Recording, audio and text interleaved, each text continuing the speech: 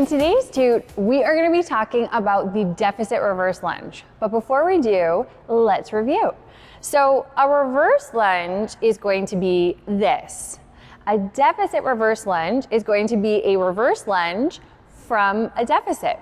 So by placing a platform or a plate or a block underneath that lead foot, you are able to lunge down further than when you're doing the reverse lunge. So something to keep in mind, when we're doing the reverse lunge, I'm going to show it to you again, so really I'll be doing it, not we. When I do the reverse lunge, I want you to pay attention to my hip flexion, okay? So in the reverse lunge, we can see hip flexion here. Okay, in the deficit reverse lunge, we can see I have more flexion at the hips, okay? So if we know, which we do, that the glutes are a primary extender of the hips, and we have more flexion during the deficit reverse lunge at the hips, then we know that we're gonna have a greater range of motion through the glutes when performing the deficit reverse lunge. So TLDR, there is gonna be more peach or glute power during that deficit reverse lunge. So now I want to talk about two cues for you to think about when you are performing your deficit reverse lunge.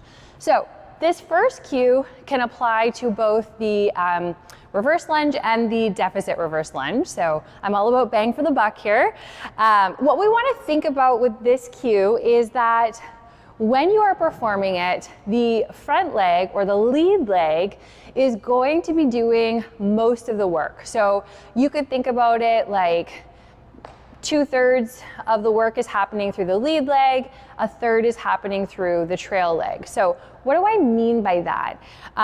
What I mean is a lot of times when people will go into their reverse lunge or deficit reverse lunge, we will see them drive back, and then when they come up out of it, it looks like they are trying to push through that back foot.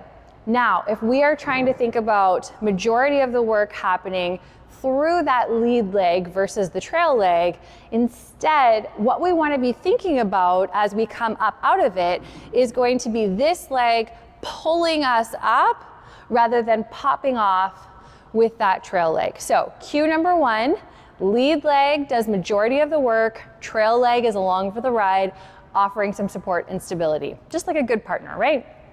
Okay, and coaching cue number two. The whole point of creating a deficit is so that we actually have a deficit to use. So what do I mean by that? A lot of times when people are performing